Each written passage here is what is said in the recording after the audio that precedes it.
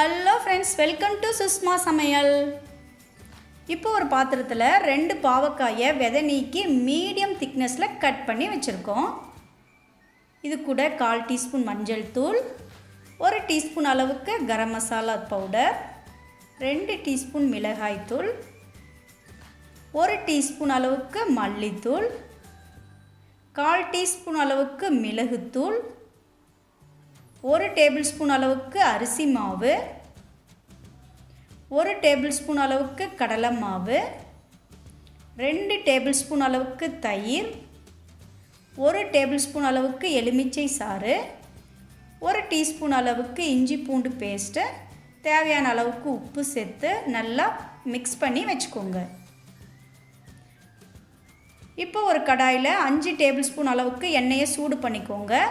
இதை எண்ணெயில் நீங்கள் டீப் ஃப்ரையும் பண்ணிக்கலாம். இப்போது நம்ம வச்சுருக்க அந்த பாவக்காயை நல்லா எண்ணெயில் போட்டுக்கோங்க. நல்லா 2 பக்கமும் பொன்னிறமாக ஃப்ரை பண்ணி எடுத்துக்கோங்க. ஃப்ளேம் வந்து மீடியமாக வச்சுக்கோங்க.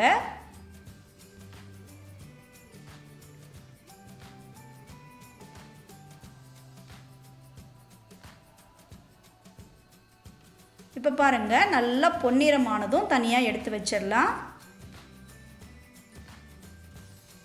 நல்லா மொறு மொறுன்னு சூப்பராக இருக்குது பாருங்கள்.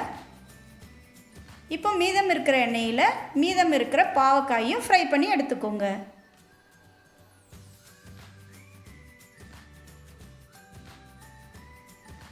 இந்த பாவக்காய் வறுவலை நல்லா தயிர் சாதத்தோடு வச்சு சாப்பிட்டிங்கன்னா சும்மா சூப்பராக இருக்குங்க.